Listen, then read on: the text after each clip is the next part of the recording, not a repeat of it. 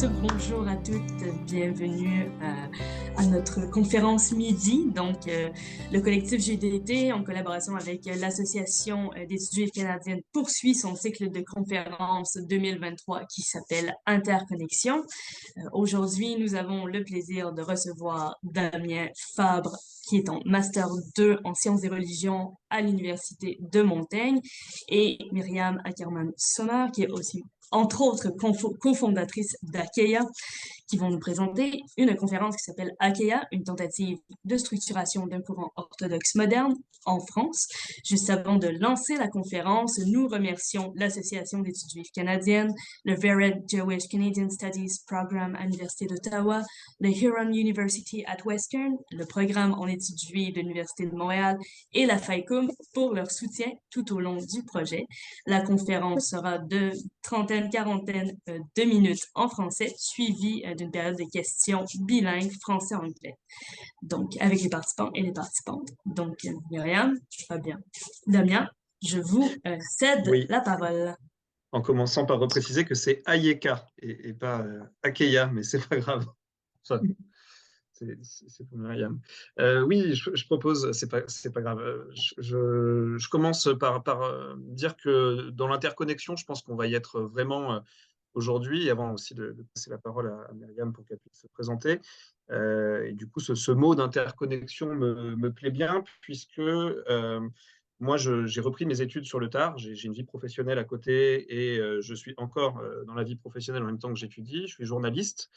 Et je pense que j'écris pour Le Monde notamment, et puis je suis aussi vulgarisateur en histoire des religions sur YouTube et sur TikTok. Et j'ai un pied dans le monde universitaire et un pied dans le monde du journalisme notamment.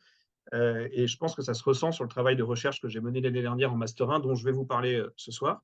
Un travail qui, pour le coup, est très différent de mes recherches actuelles, puisque actuellement, je travaille en histoire, hein, sur un journal séfarade qui s'appelle le judaïsme séfaradi, qui va de 1932 à 1966. Et je m'intéresse aux questions de séfaradisme et de sionisme dans les colonnes de ce journal. Et donc là, pour le coup, comme mon cursus à l'université de Bordeaux-Montaigne, il est transdisciplinaire, on nous forçait un peu la main à aller vers d'autres disciplines que celles qui sont les nôtres. Et donc, c'est pour ça que ça m'a donné l'occasion de faire ce travail que moi, j'ai beaucoup apprécié faire en Master 1, où on nous demandait d'aller faire un travail sociologique sur un groupe religieux actif, contemporain, etc., et de l'observer.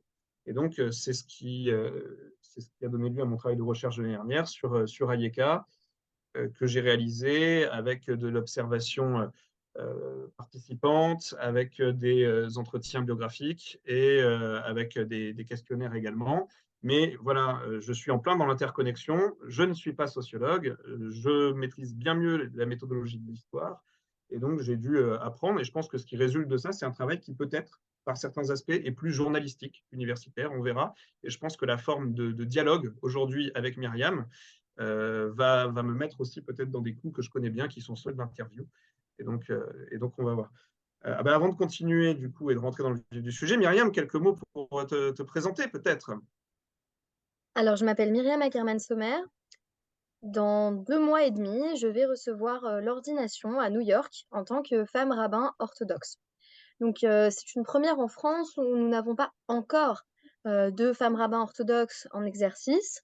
Toutefois, ce n'est que le début de ce qui, à mon avis, sera une tradition solide, puisque nous avons déjà 2 autres femmes françaises en formation à Maharat et que je travaille activement à ce que d'autres rejoignent le mouvement, puisque je pense que nous avons besoin, même au-delà du titre rabbin qui fait beaucoup polémique, nous avons besoin de plus de femmes en position de leadership, de femmes juives en position de leadership dans la communauté.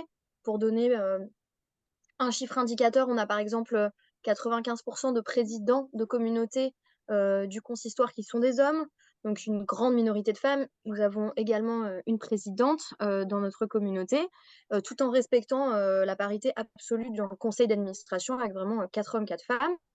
Donc, c'est pas que les rabbins, mais c'est vraiment la visibilité des femmes en tant que femmes juives dans la communauté qui me tient à cœur. Donc, j'ai fondé avec mon mari en 2017 le mouvement Ayeka, qui a commencé par être axé autour de cours hebdomadaires. Par la suite, nous savions Je dès le pense, début, nous avions oui, Myriam, sur le contenu précis d'Ayeka et de Colel et l'historique, je prévois qu'on y revienne après. Donc, tu si ne te tu sens pas veux. obligé de. OK. Voilà. Alors je préciserai simplement que j'ai un peu une double casquette aussi universitaire, puisque moi je travaille sur la littérature juive américaine, de la deuxième moitié du XXe siècle. C'est ce que je suis venue présenter, au collectif Judéité, il y a quelques années de cela. Donc, je travaille notamment sur les nouvelles, d'Isaac Bashevis-Singer, de Bernard Malamud, Saul Bellow et Cynthia Ozick, du point de vue particulièrement, de leur, traitement du deuil. Donc voilà, je m'intéresse beaucoup à cette question, à la forme nouvelle en particulier. Et il y a une véritable intersection. Moi, ce que je déplore, c'est que je trouve que l'université française et celle de Damien a l'air d'être une exception et très peu transdisciplinaire. Donc, envisage assez peu des passerelles, notamment entre les études juives, qui d'ailleurs existent très peu en France en tant que telles, et par exemple, les études voilà, du monde anglophone, on va dire de manière très vaste, et bien entendu, ma formation particulière d'américaniste. Et moi, j'ai eu envie de créer des passerelles, et je me suis dit, en fait, ces auteurs, ils sont juifs, et ça se voit. Et c'est précisément l'un des présupposés de ma thèse, c'est que certains d'entre eux avaient eu une formation au Talmud Torah, d'autres, comme Cynthia Ozick, qui était vraiment érudits dans le domaine de la tradition juive et ont écrit des essais entiers, presque de théologie à mi-chemin entre la littérature et la théologie. Donc ça, c'est quelque chose qui m'importe. Et je pense que j'ai en commun avec Damien qui lui le présente comme quelque chose qu'il a dû découvrir. Moi, c'est le contraire. J'avais l'impression qu'on me disait reste dans ton champ, vraiment disciplinaire, et que je disais mais attendez, regardez les parallèles avec les Jewish Studies en fait. Hmm. Voilà. Pour commencer le propos, pour voir ce que cette démarche d'Ayeka a d'innovante dans le paysage du judaïsme français, il faut voir un petit peu, à mon avis, déjà, qu'est-ce que c'est le paysage du judaïsme français. Juste quelques chiffres pour se rendre compte un petit peu du rapport de proportion. Donc là, ce n'est pas des chiffres spécifiquement sur le ratio juif laïque versus juif croyant, pratiquant, parce qu'en France, il faut savoir qu'on a une très très grande difficulté et un grand tabou sur le fait de faire des statistiques religieuses et des statistiques ethniques aussi, et ce qui complique énormément les travaux de sociologie en la matière. Notamment, cela dit, le Consistoire central de France, qui regroupe les communautés orthodoxes véritablement, il affiche sur son site internet 136 communautés et synagogues à travers la France. Quand on voit le mouvement Massorti France, qui revendique la plupart des synagogues Massorti, il doit y en avoir quelques-unes qui ne sont pas affiliées, mais quand même, il y en a 8, donc ça donne un niveau de comparaison. Et pour ce qui est de judaïsme en mouvement, qui représente le judaïsme réformé, le judaïsme libéral, il en revendique 8 également. Alors, il y en a quelques autres, pareil, qui ne sont pas affiliés, mais ça donne quand même une idée du rapport de proportion de qu'est-ce qu'est le judaïsme français. C'est un judaïsme qui, essentiellement, est très clairement orthodoxe. Donc voilà, les choses que j'en ai déjà parlé. Avant C'est de. d'ailleurs beaucoup plus orthodoxe qu'orthopraxe, c'est-à-dire que comme beaucoup de pays européens similaires, comme par exemple la Grande-Bretagne, mais aussi le phénomène de l'affiliation aux synagogues OU, aux États-Unis, on va avoir beaucoup de personnes qui ne sont pas particulièrement pratiquantes, mais qui par défaut s'identifient à une synagogue orthodoxe ou vont avoir recours à une synagogue orthodoxe pour les grands événements des cycles de la vie juive, et vont en tout cas avoir pour modèle des personnes très pratiquantes sans elles-mêmes être vraiment orthopraxes. Oui, c'est les juifs traditionnalistes, comme on dit en France, en règle générale, comme on a tendance à dire. Quelques mots avant de parler d'Ayeka et de Kollel, son pendant féminin, et puis de Kehila, la synagogue qui s'est matérialisée. Quelques mots sur l'orthodoxie moderne, situer ce que c'est, situer. Je pense que pour comprendre la pensée de l'orthodoxie moderne, c'est intéressant de se pencher sur la pensée de son fondateur, Joseph Baer Soloveitchik, donc un rabbin lituanien qui a migré aux États-Unis et qui a vécu de 1903 à 1993.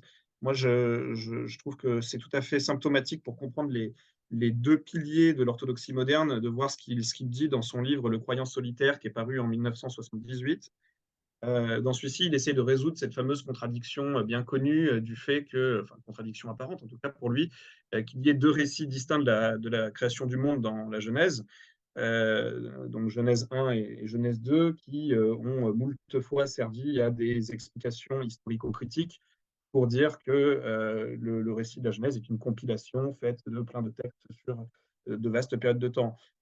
Lui, c'est un rabbin qui est orthodoxe et donc il considère que le texte est parfait. Il ne peut pas être l'objet d'une analyse de ce type. Donc, s'il est parfait, ça veut dire qu'il y a un sens caché derrière la présence de deux récits différents de la création. Il livre ça en expliquant que ces deux récits donnent deux versions de l'humanité, Adam 1 et Adam 2. Donc, Adam 1, pour lui, c'est l'homme qui cherche à continuer la création divine, c'est un dompteur de matière, c'est quelqu'un qui travaille et qui transforme le monde, qui est projeté dans le progrès, c'est un être de culture, et qui est ancré dans la temporalité. C'est vraiment l'homme moderne. Alors que Adam 2, au contraire, lui, il cherche plutôt à entretenir le monde et pas à le dominer.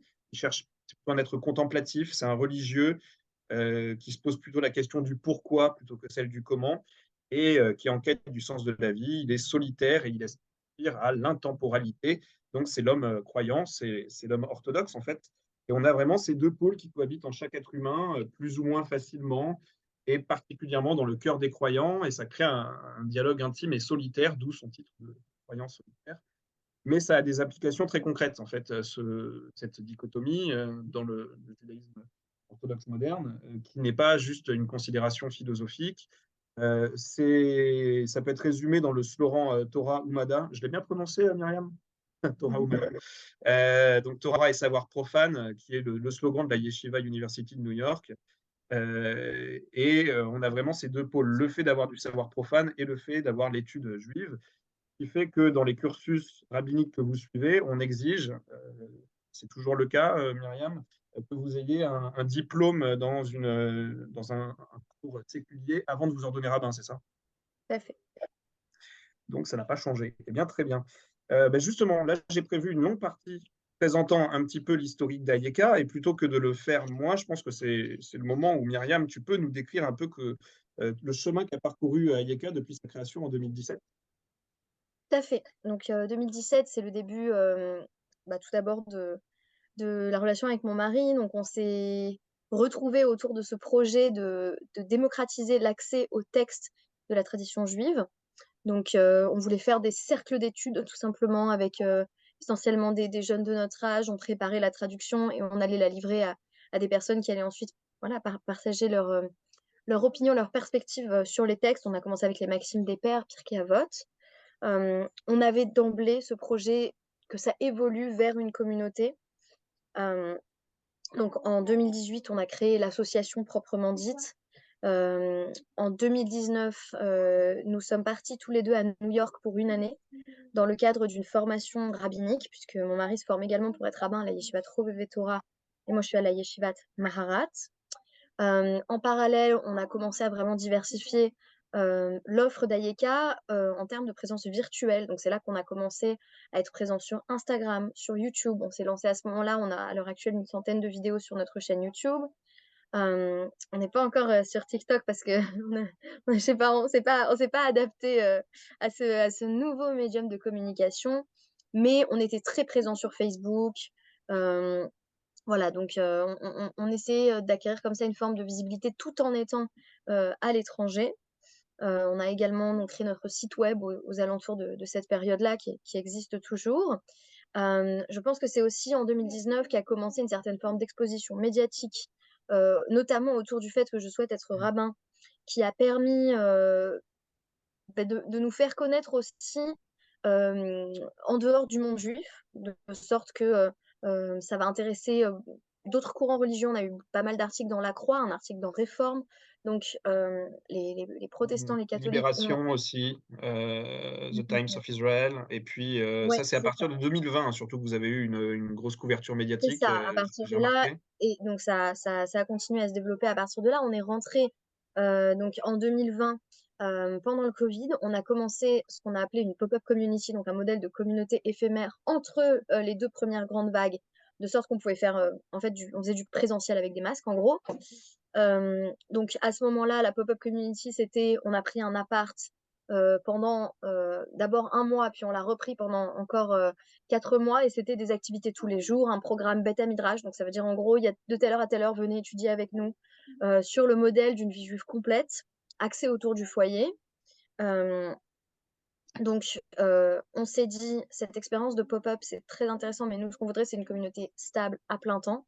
Et ça va vraiment demander un investissement financier, aussi un investissement en termes de mobilisation de personnes. Ça, on l'avait vraiment fait tous les deux. Et puis, en 2021, j'ai eu ma première fille, donc je me suis dit, on a vraiment besoin d'aide, on a besoin d'être encadré. On a donc créé, toujours en 2021, le début de ce qu'allait devenir notre conseil d'administration. Donc avec un bureau, un conseil d'administration pour nous encadrer, pour parvenir à créer ce qui est devenu la Keila, c'est-à-dire la communauté à plein temps, à partir de juillet dernier, donc juillet 2022. C'est un local à Bastille, dans lequel on organise des offices tous les Shabbats, vendredi, samedi, 3 cours par semaine, mais aussi des événements festifs de manière plus générale. Alors moi, Donc, quand j'en étais à mon travail de recherche de l'année dernière, vous ne l'aviez pas encore créé, vous étiez en c'est plein dans le ça. financement On participatif et j'ai était dans le toujours pas pu financement venir voir. participatif, qui est toujours, à l'heure actuelle, l'une des bases du fonctionnement d'AIECA, c'est-à-dire que c'est beaucoup des dons idéologiques. On a beaucoup de gens qui viennent pas à la communauté, qui donnent parce que ils sont intéressés par cette idée du développement de l'orthodoxie moderne en France, parce que l'orthodoxie moderne en France, elle se base sur ces deux sources que sont effectivement la modern orthodoxy à l'américaine, mais aussi la néo-orthodoxie plutôt allemande, Mhm. du côté de Rav Shimshon Raphaël Hirsch.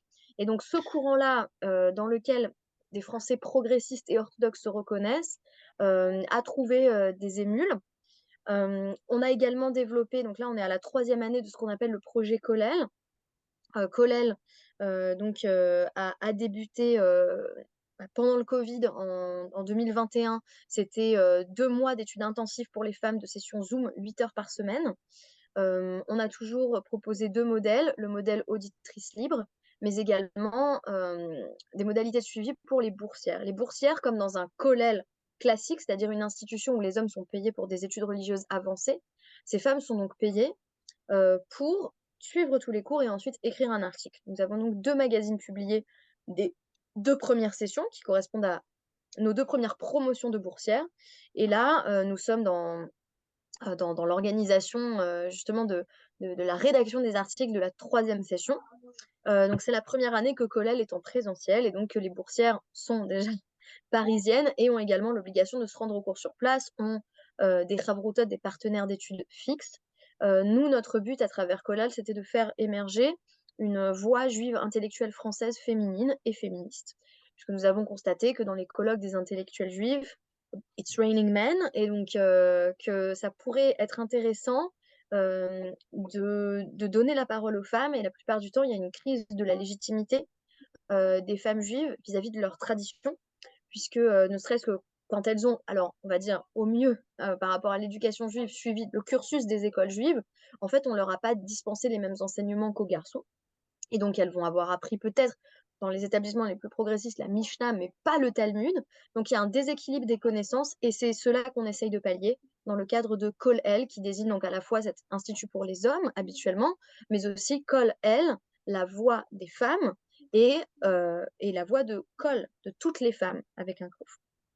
Avec un kouf et avec un kaf, le jeu de mots. Merci pour toutes ces précisions qui, du coup, prennent pas mal d'avance sur ce que je voulais dire, mais c'est pas grave, on, on va rebondir comme ça. Moi, là où j'en étais au moment où j'ai mené ce travail l'année dernière, vous aviez évoqué le fait donc, de faire cette méritza dans votre lieu, qui serait une méritza paritaire, qui diviserait l'espace dans la longueur et donc laisserait un espace équivalent et une vue sur l'hôtel équivalente pour les hommes ou pour les femmes. Je suppose que vous l'avez réalisé depuis cette. Oui, alors ce qu'on appelle donc nous une méritza dans ce cadre, c'est la séparation homme-femme dans les synagogues orthodoxes qui habituellement instituent également une hiérarchie implicite de l'espace. Donc par exemple, ce qu'on appelle la Ezrat Nashim, la cour des femmes, c'est le fait que les femmes sont situées à l'étage, donc ont moins directement accès au rituel et sont plus dans un aspect très, sont spectatrices en fait de l'office.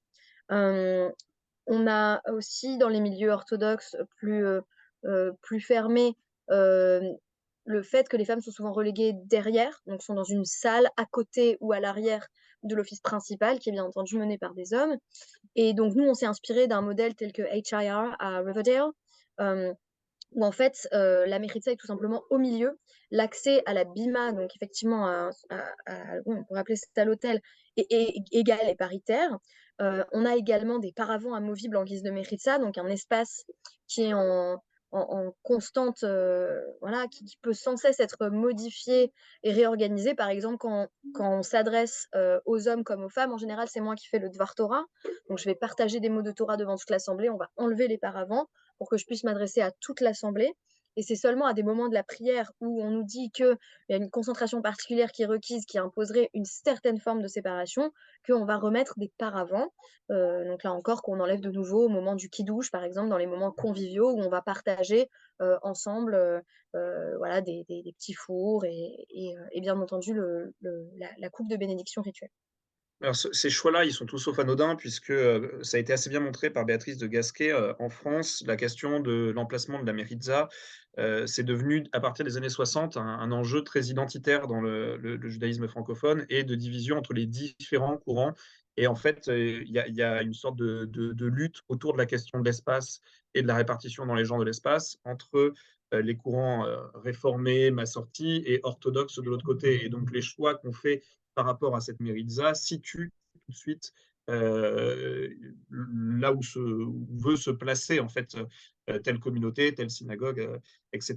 Et on voit là ce choix qui n'est ni celui des réformés, ni celui des orthodoxes mainstream, on pourrait dire, qui est assez symptomatique et qui dit bien où veut se situer Kollel et où veut se situer Ayeka et Keïla. Moi, où j'en étais, vous évoquiez la possibilité de monter à la Torah tous les deux. La dernière fois que je vous ai vu, votre communauté était divisée sur ce sujet-là, entre ton mari, Émile, qui estimait que toi, tu devais monter à la Torah sans hésiter en permanence, etc. Et toi qui disais non, non, il ne faut pas, ça va choquer une partie. C'est ça, on a fait appel à un consultant qui nous a dit surtout pas, vous allez perdre la communauté orthodoxe. Et donc moi, j'ai eu très peur. Je me suis dit non, au contraire, on veut pas perdre les gens, on veut inclure tout le monde. Et donc, est-ce que pour inclure, il faut être excluant? C'est toujours le problème des mouvements orthodoxes quand ils se constituent, notamment à partir de, pas du néant, mais en tout cas, voilà, à partir d'une possibilité de créer le rituel. La conclusion, c'est qu'en fait, les femmes montent à la Torah, les femmes lisent la Torah, donc il y a une participation pleine et entière au rituel. On a décidé de braver ce qui pouvait être voilà, ce risque ou cet interdit, parce qu'il n'y a pas d'interdit légal en fait dans la loi juive que les femmes lisent la Torah, mais il y a le fait que traditionnellement ça s'est pas fait.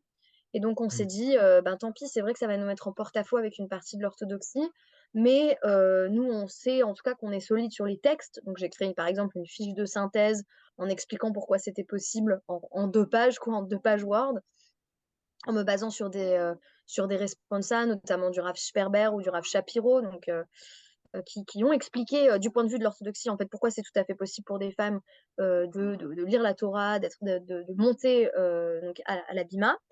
Et du coup, on l'a fait, effectivement. Avant de continuer, je voudrais juste faire un point sur le timing pour être sûr de ce que je dis, ce que je dis pas, etc. Moi, j'ai noté qu'on avait commencé à 18h08, c'est ça ou... Ouais, donc ma contrainte horaire, c'est que j'ai une babysitteuse à la maison Ah, qui s'en va à 19h. Donc, ça va être très oui, difficile mais pour ça, de moi d'aller toute au-delà. façon, oui, très Ouais. bien. Mais du coup, par rapport aux 40 minutes qui nous sont échues, on est à la moitié, c'est ça? Oui, à peu près. Ok, eh ben, très bien, on reprend. Oui, donc ce que tu viens de dire sur les justifications que vous avez trouvées, c'est intéressant, je reviendrai sur ce genre d'approche un petit peu plus tard quand je parlerai des stratégies à la RIC que vous pouvez déployer.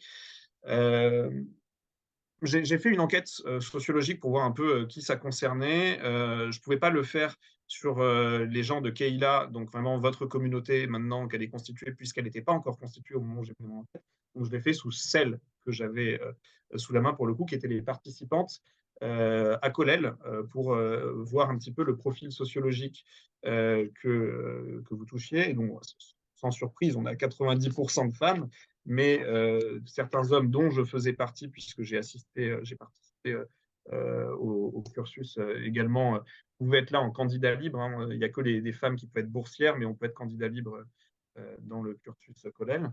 On a une large majorité française, mais également 25,8% franco-israélienne.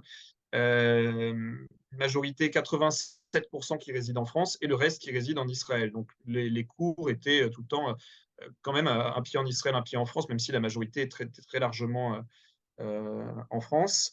Ça réunit des femmes qui sont de milieu social plutôt élevé, hein, 54,8% sont dans les CSP de cadres et professions intellectuelles supérieures. Je ne sais pas si on parle de CSP au Canada. C'est catégorie socio-professionnelle. Voilà. Et 90% donc on fait des études supérieures à un bac plus 2. Voilà. Concernant là où c'est assez intéressant, je trouve, c'est si on s'intéresse aux groupes ethniques.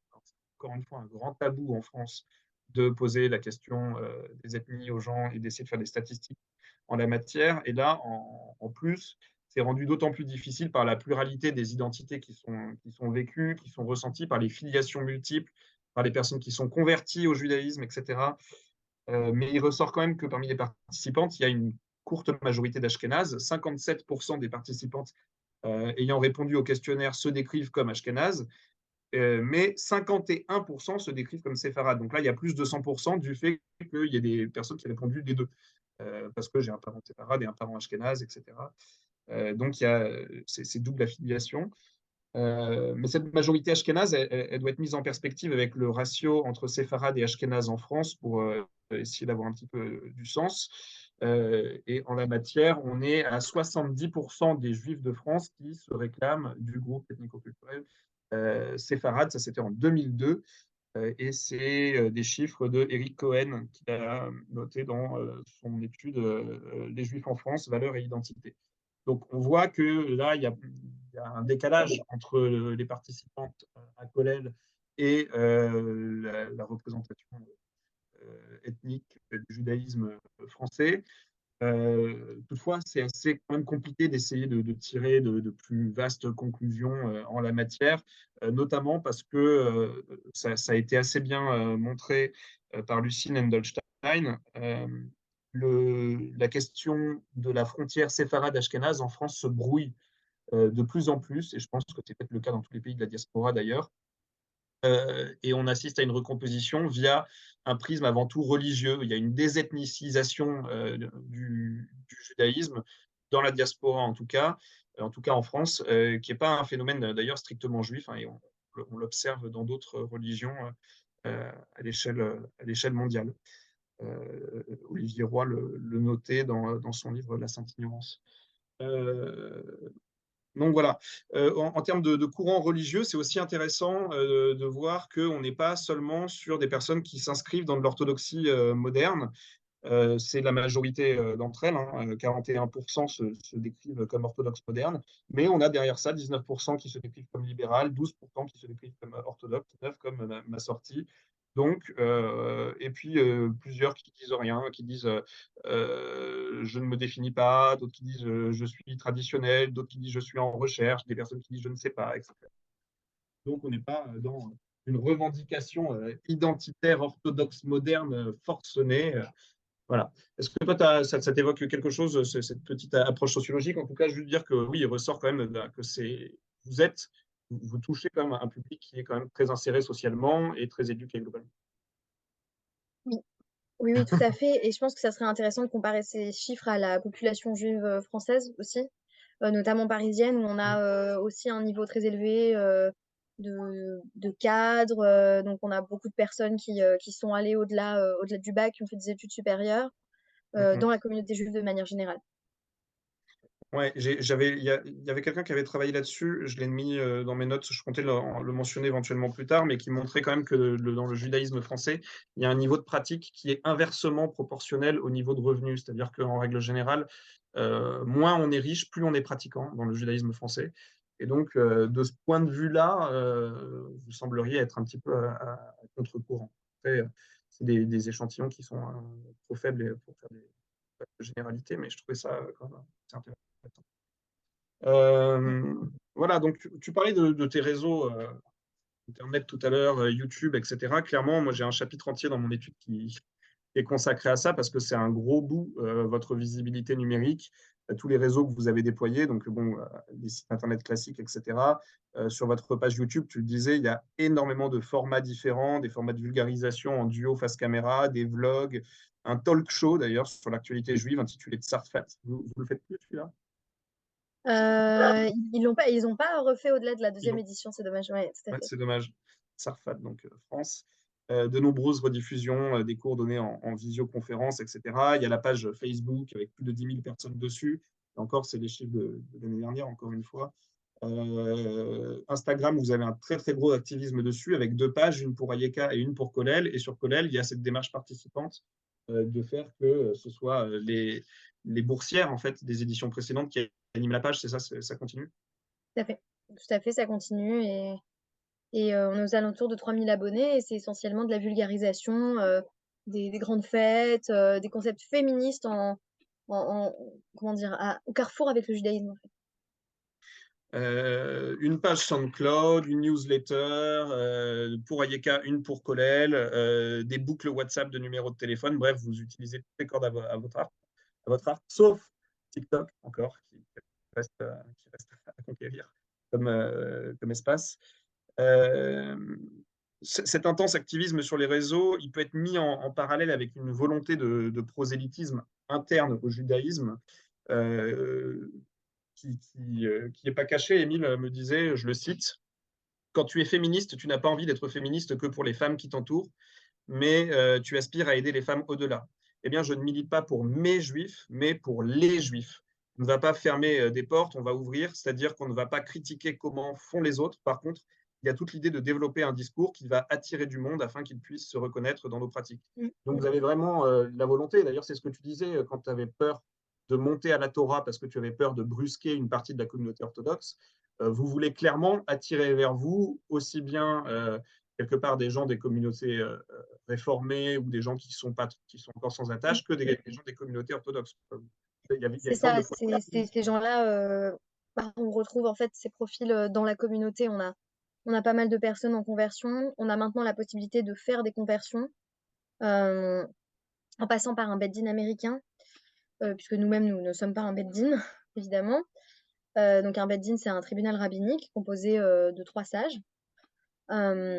Et donc, on a des personnes en conversion, on a des personnes qui viennent effectivement des milieux réformés, on a des personnes qui viennent de milieux beaucoup plus orthodoxes, et finalement une minorité de personnes qui s'identifient vraiment avec fermeté à l'orthodoxie moderne, puisqu'il s'agit d'un courant exporté, qui donc fait ses premiers pas en France depuis quelques années. On avait bien Ouais. entendu avant le blog Moderne Orthodoxe qui a commencé voilà, qui nous ouvrait le chemin, bien entendu, du point de vue idéologique. On avait Gabriel Abensour, Emmanuel Bloch qui développaient une pensée moderne orthodoxe. Mais le fait de dire une synagogue moderne orthodoxe ou des cours qui soient particulièrement axés là-dessus sur le long terme, ça, c'est vraiment nouveau. Vous êtes les premiers. Ouais, le blog Moderne Orthodoxe qui a été très important quand même en France, hein, qui a été actif de 2008 à 2017. C'était la seule goutte un petit peu de moderne orthodoxie dans le paysage francophone. Et dans les photographies qu'on avait fait ensemble, vous avez tous les deux dit, et même Tali aussi, que ça avait été un blog qui avait été marquant pour vous à différents moments de votre vie en tout cas. Du coup, j'en étais où? Ah voilà, c'est les travaux de Chantal Borde Benayoun, et de Freddy Raphaël et de Dominique Schnaper qui montraient ce niveau de pratique inversement proportionnel au niveau d'études dont on parlait tout à l'heure. Et c'était une étude qui avait été réalisée en 2009. La condition juive en France, la tentation de l'entre-soi, paru au PUF.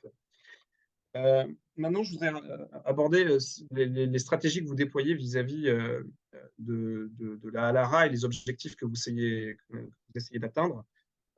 Vous défendez, donc, vous dites, selon vos propres mots, un judaïsme respectueux de la loi, mais ouvert sur les problématiques de son temps. Donc là, je vous cite précisément, vous voulez encourager les gens à se connecter à leur judaïsme tout en restant impliqués dans la société en général et engagés dans son amélioration en tant que juif. C'est ce que vous notez sur votre site internet. Mais contrairement à des judaïsmes libéraux ou massortiques qui auraient tendance à faire l'impasse sur les mitzvot, les prescriptions les moins paritaires, vous faites le choix de vous y confronter pleinement. Vous niez pas l'existence de ces mitzvot. L'étude, pour vous, c'est vu comme la clé de résolution de toutes les situations problématiques, en fait. C'est pas appréhendé comme une démarche passive d'un rave qui va étudier et donner des connaissances figées, mais comme une démarche active de controverse à creuser pour trouver des voies d'émancipation au sein de la tradition juive. Et moi, dans votre rapport au texte, je vais au bout de ce raisonnement, puis tu me diras comment tu vois ça. J'avais noté 3 stratégies différentes dans votre rapport au texte. Une stratégie de confirmation, une stratégie de relativisation et une stratégie d'acceptation.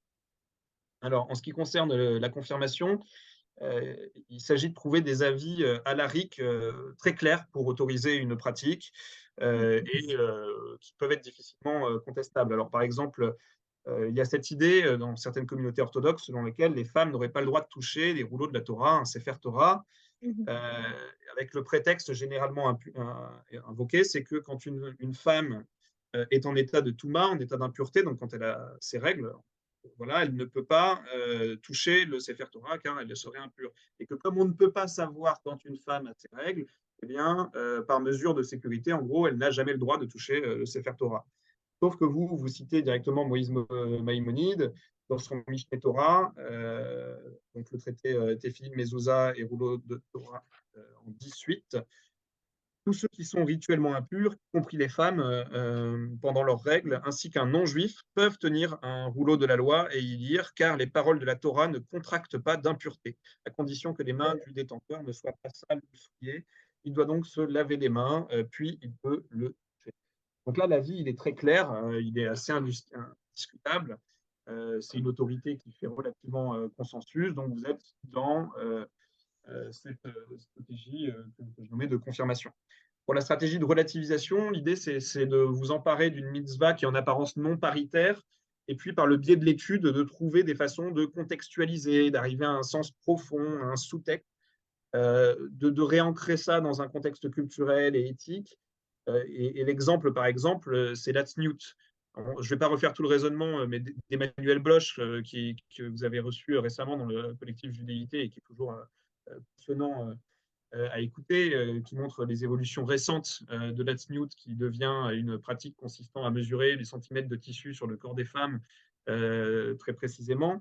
Vous citez de très nombreux sages, Rabbi Eliezer qui dit qu'il s'agit de marcher modestement avec son Dieu. Voilà, il y a d'autres citations encore.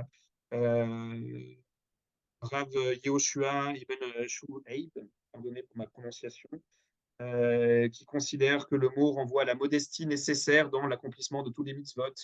Il y a pas mal d'interprétations comme ça, et du coup, la conclusion, c'est qu'il n'y a pas de consensus, en gros, sur ces questions de vêtements qui vaillent, et donc l'important, c'est de comprendre la notion éthique de respect de soi, de pudeur qui va pour les hommes et pour les femmes, et pas dans le fait de mesurer des centimètres de tissu. Et donc, tout un chacun est libre de s'emparer et de s'approprier cette notion plutôt que de la subir. Donc là, c'était la stratégie de relativisation. Et donc, en ce qui concerne l'acceptation, pour moi, je trouve que c'est presque celle qui me semble la plus importante, enfin, pas la plus importante, mais la plus intéressante. C'est quand vous acceptez clairement que les avis à la RIC sont catégoriques et qu'ils ne vont pas du tout dans le sens de la parité sur une pratique. Mais ce n'est pas une renonciation, vous avez plutôt une croyance, de ce que j'ai pu noter dans nos entretiens, en une forme de sens de l'histoire au sein du judaïsme, qui irait vers plus de progrès et d'inclusivité dans le temps. Et d'ailleurs, tu as commencé ton intervention tout à l'heure en disant oui, l'ordination des femmes rabbins, dans quelques années, ce sera bon. Tu me l'avais dit dans nos entretiens, tu disais il y a de grandes institutions américaines comme l'Orthodox Union qui n'est pas encore d'accord avec l'ordination des femmes rabbins, mais c'est en train de changer. Je pense que c'est juste une question de décennie. Et du côté d'Émile, lui, il me disait qu'il y avait par exemple une frustration sur certains points, par exemple sur le minyan. Il dit actuellement, il n'y a pas de voie légale pour que les femmes comptent au minyan, donc le cœur de 10 hommes, bien entendu. Donc, quand j'ai dit à Myriam, tu es sûre de choisir de t'investir dans l'orthodoxie moderne, parce qu'on renonce à quelque chose pour l'instant, peut-être que notre fille ou notre petite fille vivra ça, mais pour l'instant, ce n'est pas possible.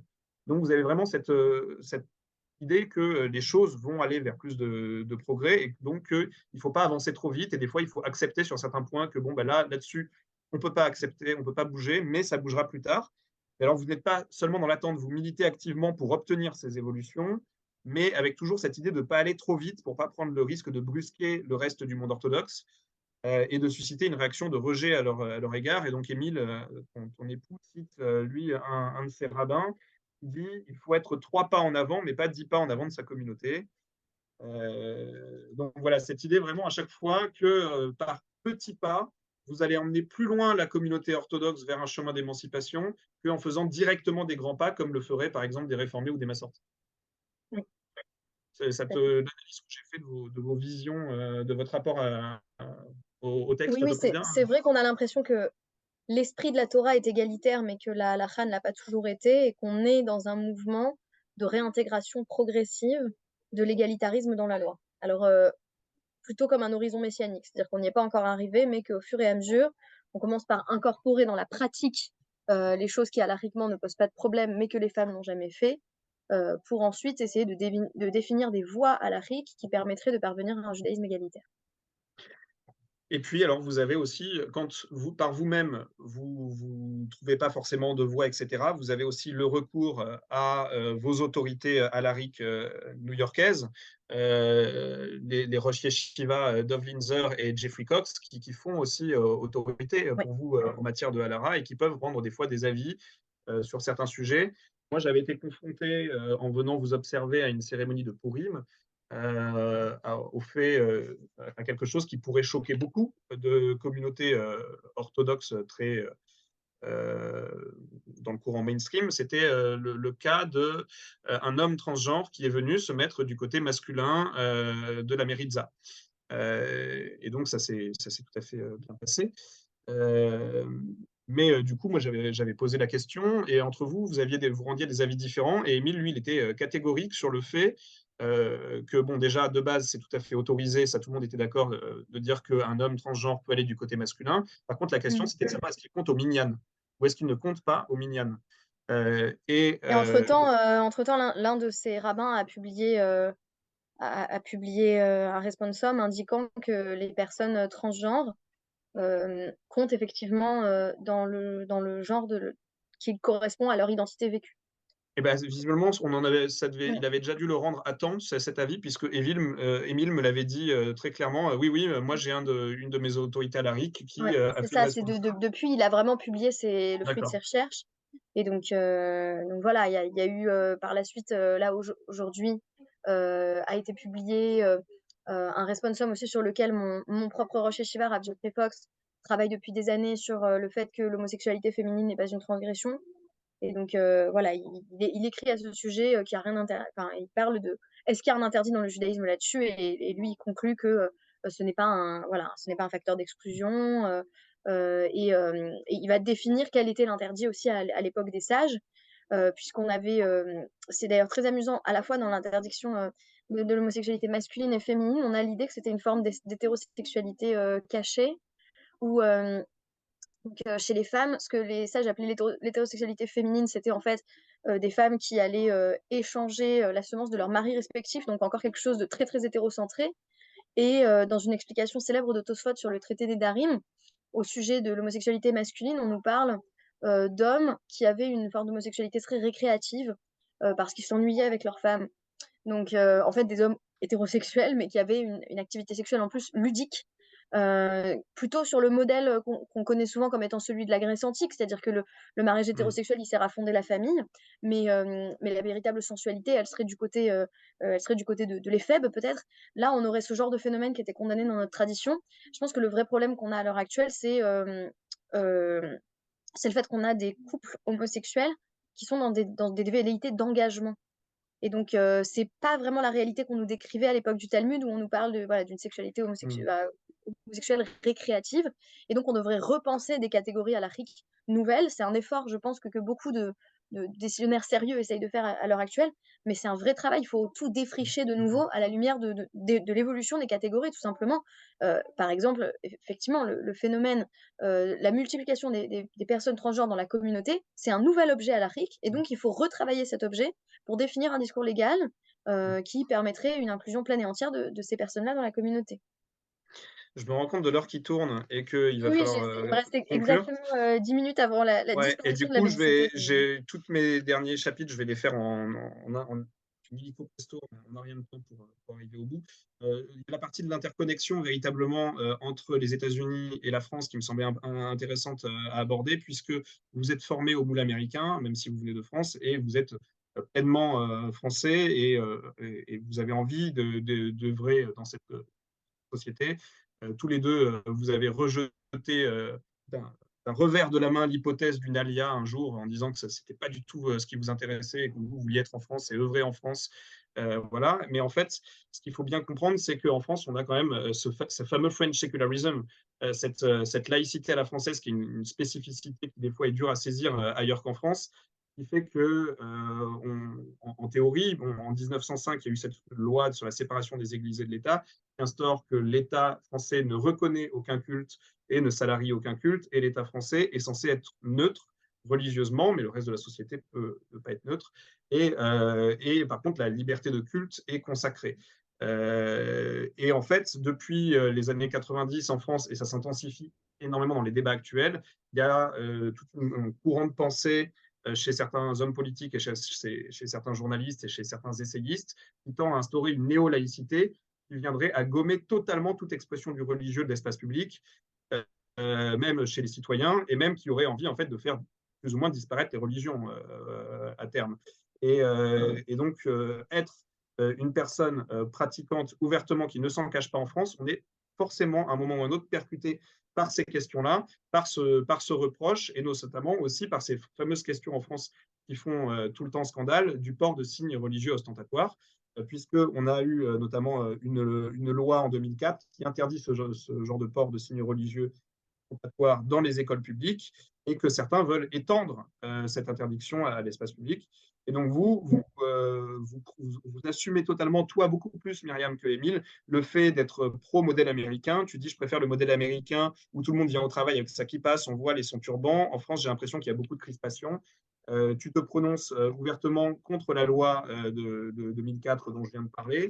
Émile, lui, est sur une voie qui est plus nuancée. Il défend cette loi-là, mais dit que en fait, il faut défendre le compromis d'Aristide Briand en 1905 et vraiment la liberté de culte tout en conservant la séparation des églises et États. Et il propose une version française de l'orthodoxie moderne qui serait adaptée aux spécificités locales, donc un peu une voie intermédiaire.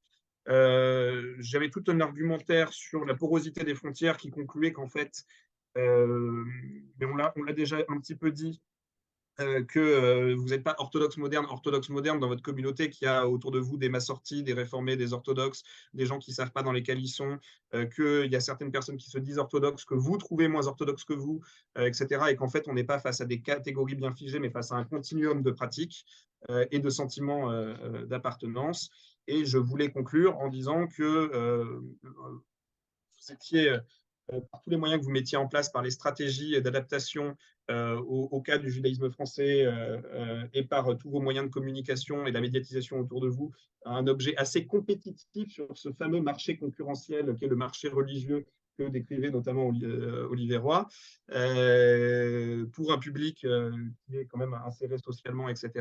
Et je voulais aussi conclure en parlant de cette étude sur la condition juive en France, la tentation de l'entre-soi, qui est paru en 2015 au PUF, et qui disait qu'on était face à une étape de l'élaboration d'un nouvel israélisme en France, qui serait soit un israélisme religieux tel qu'il est prôné par le grand rabbin Gilles Bernheim, je les cite, en même temps qu'un nouvel israélitisme laïque qui prolongerait l'histoire du franco-judaïsme et s'inscrirait dans l'une des traditions de l'histoire des Juifs.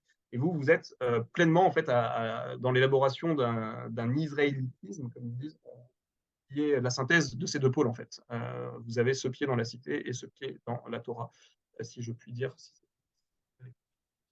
J'ai rushé la fin de mon intervention, j'en suis désolé. Et voilà, l'horloge.